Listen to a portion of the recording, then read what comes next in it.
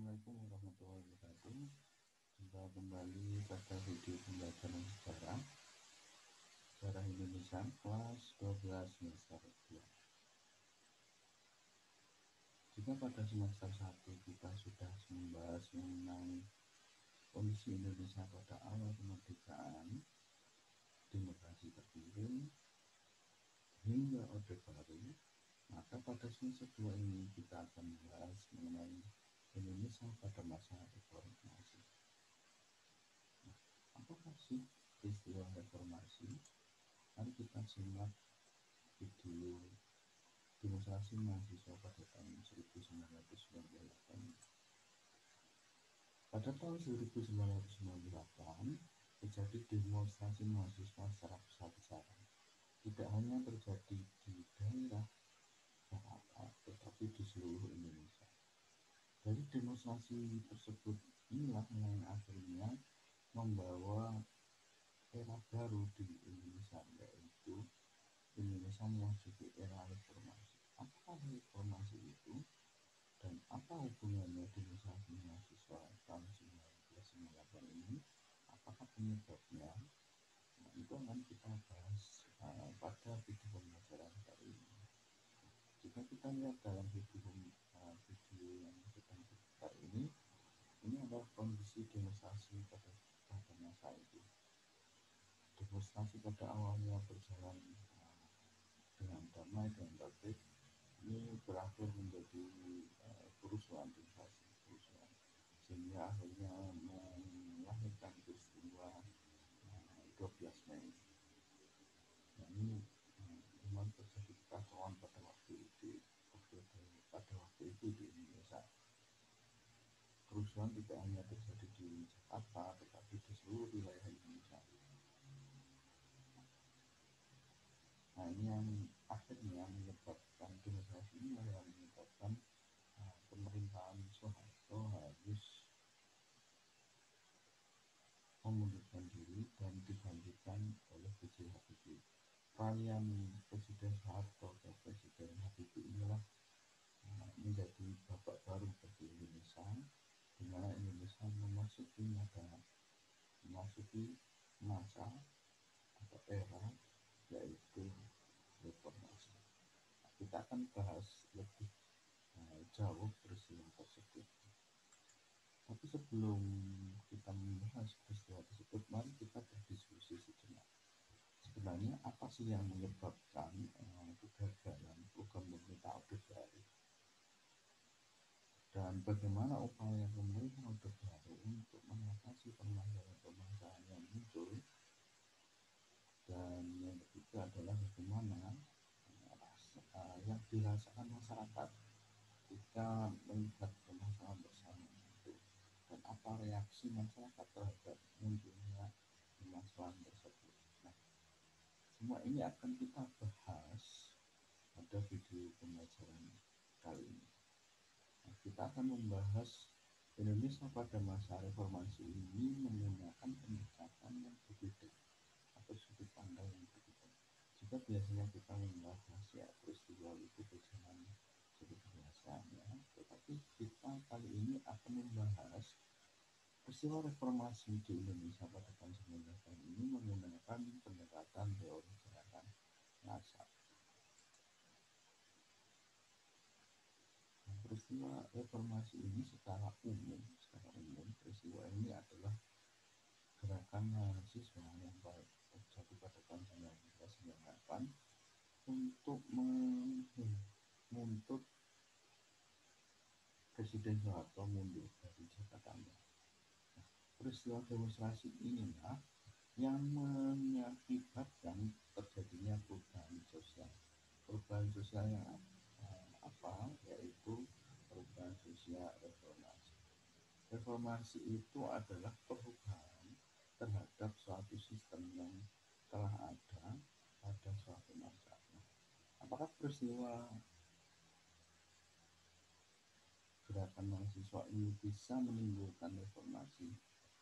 Ternyata bisa. Jadi ketika menghadapi masa Orde Baru, sistem pemerintahannya jelas disintegrasi dan semua berlangsung pada presiden, Tapi ketika terjadinya peristiwa reformasi ini, perubahan sistem pemerintahan kehidupan di Indonesia itu berubah secara drastis dari desentralisasi menjadi desentralisasi, pemerintahan lebih bersifat demokratis. Ini yang terjadi perubahan. Reformasi ini dianggap sebagai suatu perubahan. Nah, perubahannya yang disebabkan oleh apa? Yang disebabkan oleh gerakan massa atau gerakan demonstrasi mahasiswa. Apakah demonstrasi mahasiswa ini bisa dimasukkan dalam gerakan massa?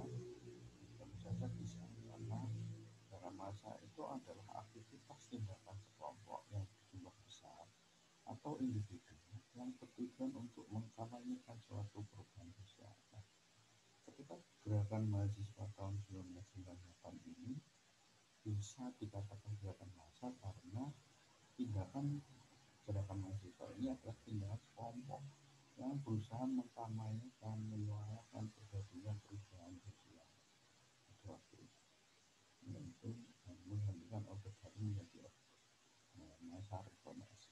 Jadi secara komponen, secara ciri-ciri peristiwa reformasi ini bisa kita bahas menggunakan teori gerakan massa. Nah, apa itu teori gerakan massa? Teori gerakan massa itu melihat suatu peristiwa gejala di masyarakat berupa gejala pergerakan massa bersama-sama dengan melihat 4 komponen. Apa 4 komponennya? Yaitu kondisi yang tidak diharapkan, tokoh pembawa perubahan, ide perubahan, dan gerakan perubahan. Kita bahas dari kondisi yang tidak diharapkan. Kondisi yang tidak diharapkan itu adalah latar belakang yang menyebabkan gerakan massa. Kondisi apa yang menyebabkan massa melakukan pemberontakan, melakukan gerakan perubahan?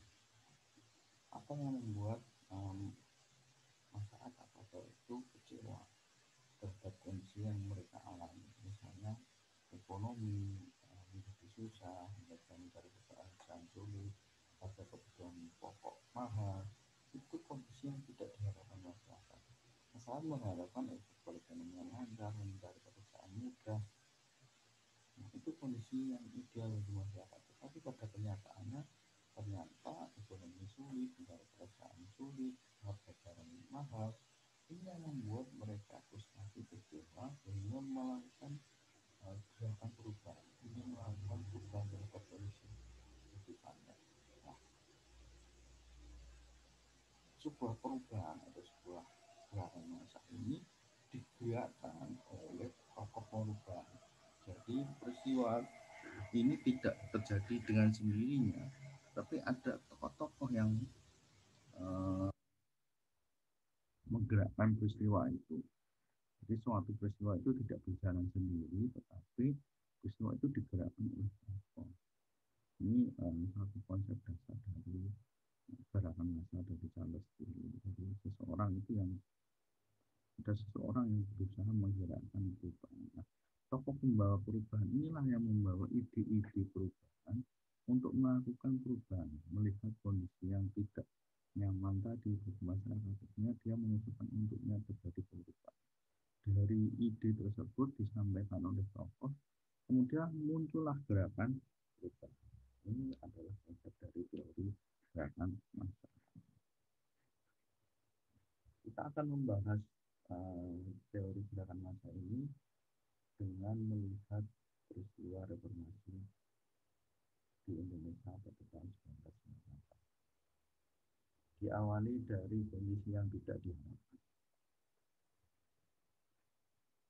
Kondisi yang tidak diharapkan pada masa masyarakat pada waktu itu yang menyebabkan peristiwa reformasi. Ada banyak sekali permasalahan waktu itu yang terjadi. Yang pertama karena krisis ekonomi dalam negeri. Krisis ekonomi dalam negeri ini terjadi karena adanya kenaikan harga kebutuhan pokok, kenaikan ini menjadi sangat vital sekali bagi masyarakat. Dan pokok itu menjadi hal yang vital bagi masyarakat. Ketika harga-harga ini menjadi naik, maka kehidupan masyarakat akan mengalami kesusahan. Contoh kasus misalnya harga kebutuhan BBM. Harga BBM itu awalnya 900 meningkat menjadi 2.000, 2.000 ini mengalami dampak yang luar biasa karena komoditas kebutuhan pokok itu banyak diangkut oleh kendaraan. Ketika harga BBM naik, maka otomatis bisa mengalami harga kebutuhan pokok karena kebutuhan pokok itu didistribusikan oleh kendaraan-kendaraan yang menggunakan BBM. Ketika harga BBM naik, otomatis biaya distribusi naik. Ketika biaya distribusi naik, maka harga kebutuhan pokok juga naik. Ini yang menyebabkan kebutuhan masyarakat semakin berdesak. Belum lagi karena minyak mentah. Minyak mentah ini dulu itu menjadi bahan baku bagi rumah tangga karena untuk menggunakan untuk memasak belum sekarang menggunakan itu dulu masih menggunakan minyak tanah. Semua ini mengalami kenaikan disebabkan karena adanya kenaikan kurs mata uang. Jadi awalnya kita beli minyak itu adalah komoditi impor. Kita membelinya harus menggunakan dolar. Nah, ketika dolar itu mengalami kenaikan, naik, otomatis perlu diperlukan biaya tambahan untuk membeli. Awalnya misalnya satu barel itu hanya 18 dolar. 18 dolar itu kita bisa membelinya cukup dengan misalnya $1 itu 2.000, jadi kita tinggal 18 kali 2 kita 36.000 kita bisa membeli satu barang. Tapi karena harga dolar naik di $1 16.000, maka kita ketika mau membeli minyak satu barel saja itu membutuhkan biaya tambahan tidak 36.000 lagi, bahkan lebih. Nah ini yang menyebabkan kondisi gejolak pada waktu itu. Yang ketiga adalah utang sektor swasta ini melebihi batas ya, karena kondisi pada waktu itu perekonomian dan kondisinya buruk, dan pihak sektor swasta ini memerlukan modal untuk memudahkan perusahaannya, industrinya, mengumpulkan modal itu dari utang. Maka ketika kondisi itu semakin lama akan menumpuk karena untuk mengcover biaya produksinya semakin lama semakin naik, bahkan lebih batas maksimal. Kemudian yang keempat, fundamental ekonomi perusahaan yang lemah. Jadi pada saat baru ini lebih memfokuskan pada ekonomi makro, ekonomi besar, industri-industri besar. Ini yang menyebabkan Indonesia pada masa ketika terjadi kenaikan kurs mata uang dan perusahaan banyak gagal bayar, perusahaan banyak tutup, maka ekonomi Indonesia akan kolaps. Karena tidak ada yang nyokong setelah itu, hanya yang ada satu. Sedangkan yang mikro ini, tolong diperhatikan sebenarnya, ketika terjadinya kolaps, makro kolaps, maka yang itu tidak bisa membantu. Berbeda tahun 2008, kita terjadi krisis yang besar, tetapi Indonesia masih kuat bisa bertahan pada waktu itu. Karena pada waktu itu kondisi mikronya sudah sangat kuat dan stabil, sehingga tidak berpengaruh meskipun terjadinya krisis. Ini yang membedakan krisis 98 dengan 2008. Kemudian sektor perbankan ini juga tidak bisa membantu jalannya perekonomian, perekonomian masyarakat, tidak bisa memberikan pinjaman kepada masyarakat atau pinjaman kepada perusahaan swasta karena kondisi bank sendiri juga tidak sehat karena terjadinya kenaikan nilai mata uang itu menyebabkan beberapa bank cadangan penyimpanan uangnya tidak menipis. Kemudian selain krisis ekonomi dan itu peristiwa 1998 ini juga terjadi karena krisis luar negeri. Krisis luar negeri apa? Yaitu pertama jumlah persediaan mata uang dolar ini semakin menipis. Pada tahun 1990 ini kondisi mata uang dolar itu menipis. Di sistem perekonomian dunia, kebanyakan banyak negara yang menggunakan sistem transaksinya menggunakan dolar sehingga menyebabkan ketergantungan terhadap dolar. Jadi pembayaran barang ekspor, impor, pinjaman itu banyak menggunakan dolar.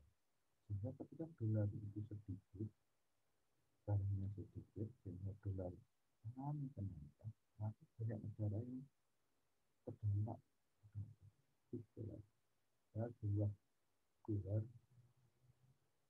jumlah dolar otomatis sebagian ini barang yang sedikit ini bisa mengakibatkan kenaikan harga. Kemudian yang kedua adanya efek domino penurunan mata uang di beberapa negara Asia Tenggara, Asia Timur, terutama dari Jepang maupun China, dan di Asia Tenggara penurunannya di Thailand maupun di Malaysia dan Singapura. Kenapa penurunan mata uang di negara-negara di Asia juga berdampak pada Indonesia? Sekali itu merupakan negara yang tidak bisa lepas dengan negara lain. Kita sebagai masyarakat internasional itu pasti tidak bisa lepas dengan negara lain. Kita melakukan perdagangan, melakukan ekspor impor itu pasti menggunakan dengan negara lain. Dan negara lain mengalami kondisi penurunan mata uang, otomatis perdagangan kita juga akan terdampak. Kemudian yang ketiga, IMF tidak bersedia memberikan bantuan modal utang untuk pembiayaan perbankan. Ini yang membuat kondisi semakin memburuk. Ketika waktu itu Presiden Soeharto menghadiri G15, tetapi ketika pulangnya dia tidak bisa meyakinkan atau mendapatkan bantuan IMF, otomatis perbankan Indonesia tidak dapat kesulitan karena tidak ada sumber modal kembali. Kemudian aliran modal asing ini banyak ditarik dari Indonesia. Jadi investasi di Indonesia itu banyak ditarik. Ketika ditarik itu modal asing itu berupa dolar. Nah, modal asing yang ditarik itu dolar itu menyebabkan cadangan dolar di Indonesia itu menipis, sehingga harga dolar itu akan menjadi naik. Ini juga faktor penyebab dari krisis yang terjadi pada itu. Kemudian kondisi yang tidak diharapkan lagi adanya krisis sosial. Krisis sosial ini terjadi kerusuhan anti etnis tertentu di seluruh Indonesia. Ada beberapa etnis yang mengalami menjadi korban pada waktu krisis tahun 1998 ini. Kemudian terjadi penjarahan di berbagai pusat perbelanjaan dan toko di berbagai seluruh Indonesia. Dan yang ketiga adanya demonstrasi mahasiswa di berbagai daerah. Kemudian kondisi yang selanjutnya yang tidak diharapkan adalah krisis politik. Ini yang menjadi salah satu pemicu peristiwa reformasi 1998 ini menjadi peristiwa yang sangat memilukan bagi Indonesia. Pertama, krisis politik ini terjadinya perpecahan di partai politik PDI dan melahirkan insiden bentrok. Kemudian kemenangan kembali Partai Golkar pada pemilu 1997 ini yang menyebabkan masyarakat tidak percaya kembali pada pemerintahan karena Golkar ini menang berkali-kali sehingga pemerintahan ini tidak berganti-ganti. Kemudian penolakan hasil pemilu oleh mahasiswa. Yang keempat adanya kabinet pembangunan Ruki yang semuanya berisi orang-orang dekat Soeharto. Jadi masyarakat mulai tidak percaya terhadap pemerintah pada waktu itu. Kemudian kondisi yang tidak diharapkan selanjutnya adalah krisis di bidang hukum atau di sektor hukum. Kedudukan yudikatif maupun kehakiman ini di bawah wewenangnya eksekutif, sehingga yudikatif ini tidak bisa menjadi lembaga independen yang bisa menyelidiki pemerintahan, karena kalau yudikatif pada masa waktu itu dia tidak bisa menyelidiki pemerintahan karena yudikatif berada di bawah wewenangnya eksekutif, sehingga ketika yudikatif mau menyelidiki suatu kasus atau penyelewengan pejabat negara, nah itu pasti akan dihentikan. Kemudian yang kedua, terjadinya banyak kasus kekerasan yang tidak terselesaikan di berbagai daerah. Ya, di Orde Baru salah satu. Walaupun ada banyak positif dampak di Indonesia, tetapi juga ada dampak negatif. Salah satunya adalah kekerasan yang terjadi pada masa Orde Baru itu sangat banyak sekali terjadi. Nah, ini kasus-kasus kekerasan, pelanggaran HAM di berbagai daerah ini jarang selesai. Kemudian tindakan korupsi dan nepotisme di berbagai sektor ini yang menyebabkan frustasi kembali pada masyarakat. Korupsi ini terjadi di berbagai daerah. Kemudian nepotisme itu juga terjadi di lembaga-lembaga pemerintah.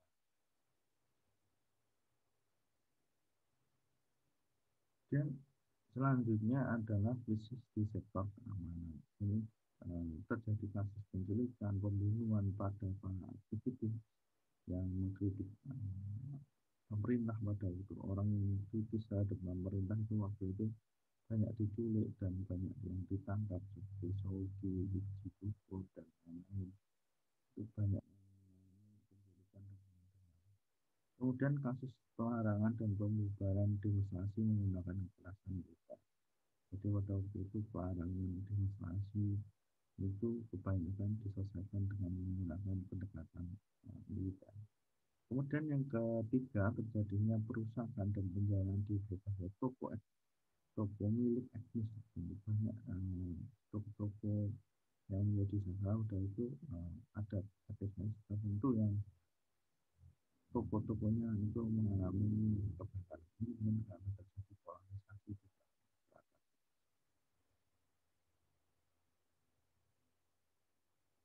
Nah, kondisi selanjutnya adalah krisis korupsi. Nah, praktek korupsi ini terjadi di lembaga pemerintahan, mengakibatkan roda pemerintahan ini tidak berjalan dengan baik. Dulu kita ingat itu kalau mau bikin, misalnya bikin KTP itu harus menggunakan jasa administrasi. Padahal sebenarnya semua itu sudah dibiayai oleh negara, tetapi kadang ada biaya-biaya lain untuk melakukan kegiatan atau prosedur izin seperti itu. Melakukan biaya tambahan izin biasanya dalam itu. Praktik korupsi ini yang justru menghambat perekonomian, kemudian juga merusak perekonomian negara. Praktek-praktek korupsi hanya untuk membangun jalan harusnya dana yang keluar 1 miliar hanya dan dikorupsi yang ketika membangun jalan hanya yang dikeluarkan hanya 1 juta. Soal itu jalannya juga akan praktek korupsi inilah yang mengakibatkan perekonomian negara. Selain itu, di tahun 1997 ini kasus korupsi yang paling besar itu adalah kasus bantuan likuiditas bank. Bantuan likuiditas ini sebesar 12 triliun dan itu dikorupsi oleh beberapa orang, ada 9 orang yang korupsi pada waktu itu, salah satunya adalah Samsung Nursalim, akhirnya melarikan diri ke Singapura dan sampai baru sekarang bisa tertangkap. Salah satu korupsi bantuan likuiditas yang harusnya waktu itu untuk menyehatkan bank-bank yang ada di Indonesia, tetapi justru bantuan tersebut dikorupsi oleh beberapa pihak. Kemudian korupsi menimbulkan beban ekonomi yang besar dan menghambat laju pertumbuhan ekonomi. Nepotisme di berbagai lembaga pemerintahan ini terjadi ketika adanya perebutan pegawai itu dulu sangat buruk sekali. Kemudian kolusi untuk program-program pemerintahan, jadi proyek pemerintahan itu ya yang dimenguasai itu ya Pak, golongan-golongan etis dan kerjasama mereka. Kemudian dari kondisi tersebutlah akhirnya muncul suatu ide perubahan untuk merubah kondisi atau tatanan yang buruk yang terjadi pada waktu itu. Nah, ide perubahan itu tertuang dalam tuntutan reformasi atau agenda reformasi. Ada beberapa agenda reformasi yang dituntut pada waktu itu, yang dicetuskan pada waktu itu. Yang pertama adalah melakukan amandemen Undang-Undang 1945. Amandemen ini adalah perubahan UUD Dasar 45 yang berkaitan dengan pertama lembaga eksekutif, yaitu membatasi jabatan presiden yang dulu bebas, presiden dipilih berkali-kali, nah dibatasi hanya 2 periode. Kemudian lembaga yudikatif ini menjadi lembaga yang independen sendiri tanpa di bawah lembaga eksekutif dan berkaitan dengan keanggotaan dari legislatif. Legislatif ini MPR didukung dengan DPD dan DPR, serta penambahan beberapa pasal mengenai HAM. Kemudian yang kedua, tuntutan atau agenda reformasi itu adalah suksesi kepemimpinan atau pergantian pemimpinan. Pergantian pemimpinan yang dimaksud adalah Presiden Soeharto dituntut untuk mengundurkan dari jabatannya dan digantikan oleh B.J. Habibie. Nah, suksesi pemimpinan ini pada masa reformasi ini dituntut untuk pembatasan jabatan presiden selama 2 periode. Kemudian pemilihan presiden ini harus melalui pemilu dan menggunakan DPR. Kemudian agenda reformasi selanjutnya adalah penghapusan dui fungsi ASN. Nah, militer tidak diperbolehkan ikut dalam kegiatan politik kembali di lembaga sipil dan penghapusan doktrin kekaryaan. Atau dulu itu tapi harus masuk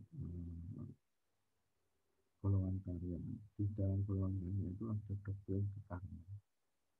Nah, militer pada waktu reformasi ini dituntut untuk tidak terlibat kembali di dalam kegiatan politik dan masuk dalam lembaga sipil militer aktif. Itu tidak boleh masuk di kegiatan politik maupun lembaga sipil lainnya. Mereka harus meninggalkan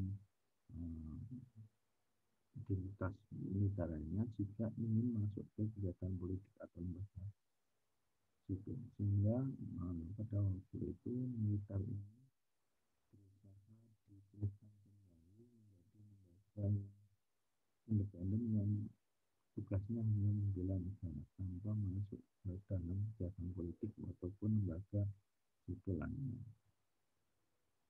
Kemudian pelaksanaan otonomi daerah, yaitu memberikan hak sepenuhnya kepada pemerintah daerah untuk mengelola aset dan pemerintahnya sendiri. Jika Orde Baru itu dulu banyak sekali diatur oleh pemerintah pusat, pembangunannya, pimpinannya. Nah, pada era reformasi ini mengalami perubahan dengan melaksanakan otonomi daerah atau memberikan hak sepenuhnya pada wilayah daerah untuk mengelola aset, untuk mengatur pemerintahnya secara sendiri.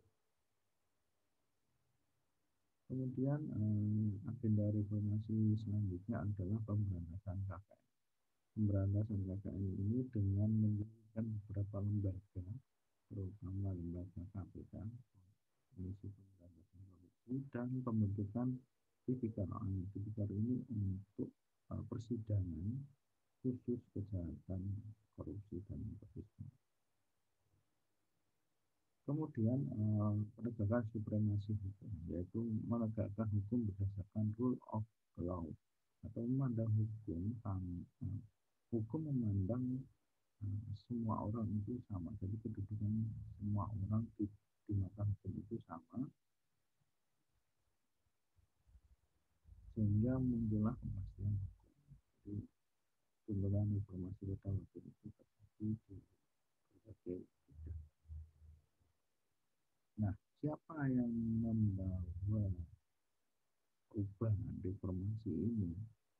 Yaitu adalah mahasiswa dari mana saja, sebenarnya ada di seluruh Indonesia, tetapi pada pembahasan kali ini kita akan membahas mahasiswa dari beberapa kota besar yang akan kita bahas, yang pada akhirnya menggerakkan kegiatan informasi. Yang pertama adalah mahasiswa yang ada di seluruh Jakarta. Tokoh pembawa perubahan ini mahasiswa, ada beberapa mahasiswa dari universitas yang ada di Jakarta, ada Universitas Indonesia, ada Universitas Trisakti. Nah, kejadian demonstrasi mahasiswa di Jakarta ini, aksi demonstrasi ini diawali oleh mahasiswa UI pada 19 Februari yang menuntut Orde Baru mengundurkan diri dan jadi ini peristiwa awal terjadinya peristiwa reformasi itu masih berlangsung damai. Pada waktu itu dilaksanakan demonstrasi oleh mahasiswa dari Universitas Indonesia. Kemudian muncul juga tragedi Trisakti. Dalam demonstrasi tersebut ada beberapa mahasiswa dari Trisakti yang harus gugur karena menjadi korban dari kekacauan dari yang memicu terjadinya demonstrasi secara besar-besaran. Seluruh mahasiswa di Indonesia berkumpul di Jakarta. Waktu itu sampai pengenanya ada beberapa bis dari seluruh Indonesia berbondong-bondong datang ke Jakarta untuk melakukan demonstrasi. Ini terjadi karena ada dua kegiatan. Pertama, saya menuju ada demonstrasi di UI yang baru, kemudian adanya kerusuhan di Trisakti di 12 Maret. Kemudian tokoh perubahan selanjutnya itu adalah mahasiswa yang ada di Yogyakarta. Mahasiswa di Yogyakarta ini diambil dari demonstrasi yang dilakukan oleh mahasiswa UGM pada tanggal 5 Mei yang menyatakan protes perburukan ekonomi yang ada di Indonesia. Bahkan pada waktu itu memahami kebijakan ke-9 pun juga turun tangan untuk menenangkan masyarakat pada saat demonstrasi tersebut. Kemudian adanya gabungan aliansi mahasiswa di Jakarta dan masyarakat yang demo pada tanggal 8 Mei untuk menuntut Orde Baru mengundurkan diri. Awalnya memang demonstrasi ini karena menggunakan perekonomian yang sulit. Kemudian berkembang 3 hari selanjutnya untuk menuntut Orde Baru turun dari pemerintahannya. Nanti akan terjadi kerusuhan dan terkenal menjadi tragedi Kejayaan. Kejayaan ini menjadi suatu penggerak gerakan mahasiswa. Kemudian apabila perubahan lainnya adalah mahasiswa yang ada di gerakan mahasiswa di Surabaya ini terbagi dari 4 distrik yang terpusat di Gedung Kreatif dan mereka mengusulkan gerakannya realisasinya berpusat di Jakarta. Dalam gerakannya ini tidak hanya mahasiswa yang ada di dalamnya, itu juga ada unsur petani dan juga untuk mengambilnya presiden Jakarta.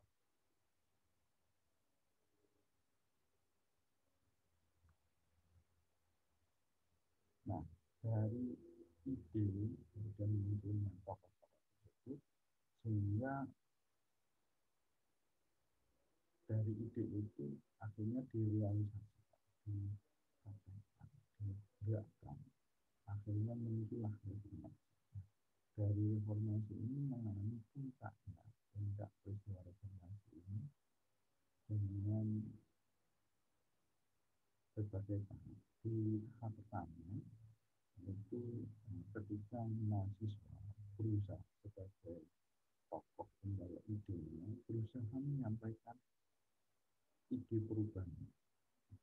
Ide perubahannya ini diawali dari peristiwa gerakan referendum UGM. Referendum UGM itu adalah gerakan pendapat mahasiswa UGM untuk menentukan sikap apakah mahasiswa UGM ini menginginkan Presiden Soeharto tetap lanjut menjadi presiden atau tidak. Nah, di dalam hasil referendum UGM ini menyatakan bahwa mahasiswa UGM menyatakan keinginannya untuk Soeharto mundur dari jabatan presiden. Gerakan referendum ini memicu semangat mahasiswa yang lain untuk melakukan demonstrasi dan menuntut perubahan dengan mundurnya presiden Soeharto. Kemudian tragedi Gajayana tahun 1998 ini terjadi di Jalan Gajayana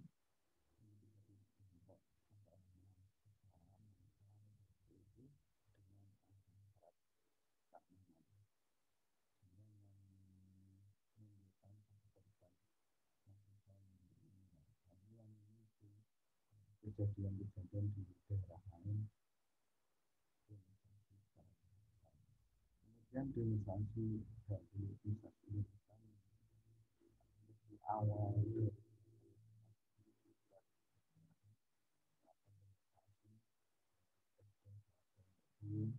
dan lain sehingga memunculkan kejadian-kejadian di dan yang paling besar lagi ada kejadian tragedi di Trisakti itu yang menyebabkan puncak dari reformasi.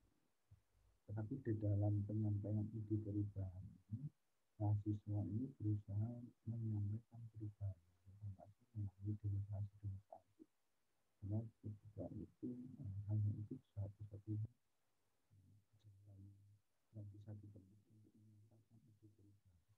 Karena pada waktu itu pemerintah pada itu berusaha menekan kepada mahasiswa untuk memberikan aksinya mengalami pendidikan olahraga dan akhirnya ya harus menggunakan demonstrasi untuk menarik perhatian dan mendapatkan simpati dari masyarakat. Kemudian di puncak reformasi ini juga terjadi kerusuhan di beberapa kota besar.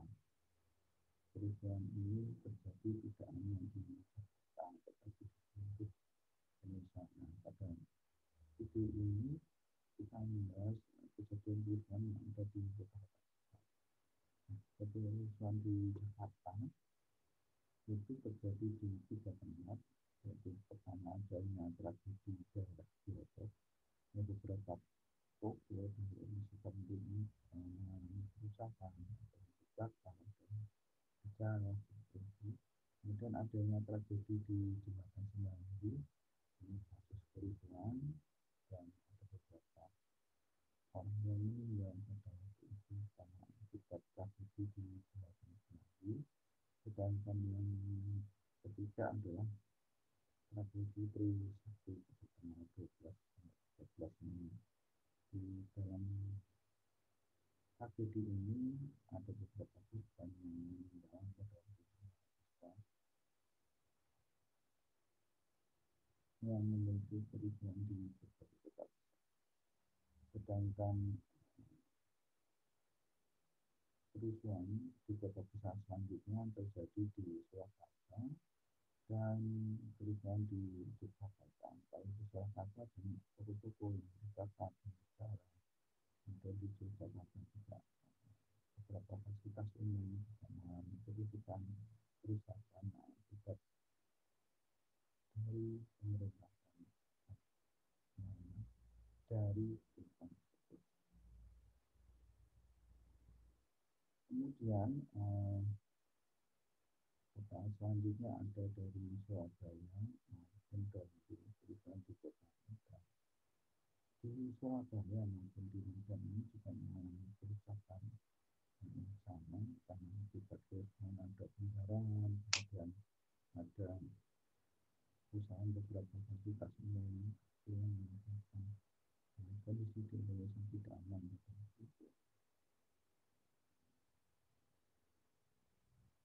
Nah, puncak reformasi selanjutnya adalah demonstrasi di Jakarta, di mana terjadi demonstrasi besar-besaran pada waktu itu merespon kejadian yang terjadi sebelum-sebelumnya, jadi dari demonstrasi mahasiswa, kemudian kerusuhan di berbagai kota.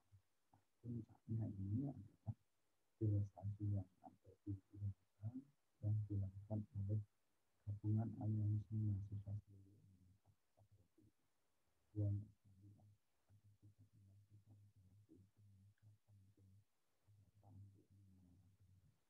Dan menggunakan tools, menggunakan laptop, semuanya datang ke benar-benar kesempatan untuk melakukan perubahan tersebut dan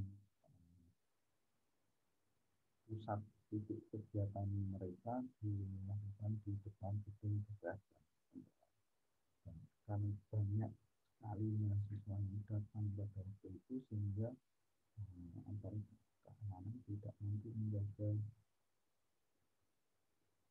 keamanan sehingga mahasiswa bisa masuk ke dalam gedung DPR dan MPR. Nah, di dalam gedung MPR sendiri terjadi diskusi yang cukup panjang waktu itu. Banyak tokoh-tokoh besar yang mewakili pada waktu itu ada Abdullah Manaf, ada Megawati, banyak sekali waktu itu yang bisa menyampaikan aspirasi dari mahasiswa ini dan diteruskan kepada Presiden. Dampak dari puncak informasi ini demonstrasi yang akhirnya mengakibatkan berakhirnya era itu. Kronologi dari akhir era itu baru ini dimulai ketika Presiden Soeharto pulang dari KTT 15. Jadi ketika terjadi kerusuhan di Jakarta itu beliau posisinya tidak ada di Jakarta, beliau menghadiri KTT 15 pada waktu itu dan beliau harus menghadapi beberapa masalah yang besar.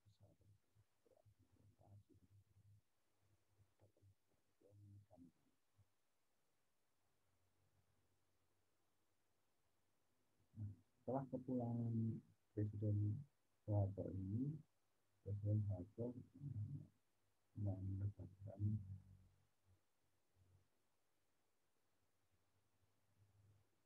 tindakan dari mahasiswa karena adanya pertemuan dari DPR itu Harmoko dan untuk bertemu dengan Presiden Soeharto dan menyampaikan untuk kesehatan mahasiswa yaitu perlunya reformasi total di pemerintahan.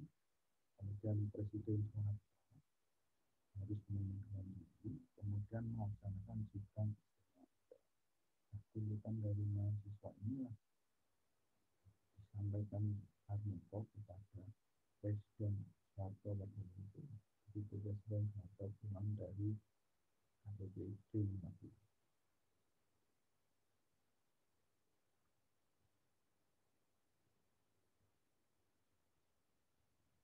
selain dari tuntutan mahasiswa yang disampaikan oleh Ketua DPR dengan DPR Harmoko pada waktu itu, Soeharto juga menghadapi pernyataan dari 14 menteri dari Kabinet Pembangunan itu, yang meminta Presiden Soeharto untuk mengundurkan diri dan menolak menjadi beberapa menteri ini memilih mundur dan tidak mau melanjutkan menjadi menteri selanjutnya, dan meminta Presiden Soeharto untuk mengundurkan diri dengan cepat. Jadi karena dua desakan tersebut membuat akhirnya Presiden Soeharto memutuskan untuk mengundurkan diri. Presiden Soeharto membacakan keputusan mengundurkan diri di Istana Merdeka pada tanggal 21 Maret 21 Mei tahun 1945. Untuk menggantikannya, maka dilantiklah B.J. Habibie yang pada waktu itu menjabat wakil presiden. Ketika Presiden Soeharto mengundurkan diri, maka wakil presiden inilah yang dilantik menjadi presiden. Presiden B.J. Habibie sendiri dilantik menjadi presiden Indonesia yang ketiga pada tanggal 21 Mei 1998, atau setelah Presiden Soeharto menyatakan surat keputusan untuk mengundurkan diri. Demikian adalah peristiwa yang mengawali terjadinya era reformasi dan berakhirnya era Orde Baru. Untuk pemerintahan pada masa reformasi ini akan kita bahas pada materi video selanjutnya. Demikian video pembahasan kali ini. Terima kasih. Apabila ada kekurangan dan lain-lain. Assalamualaikum warahmatullahi wabarakatuh.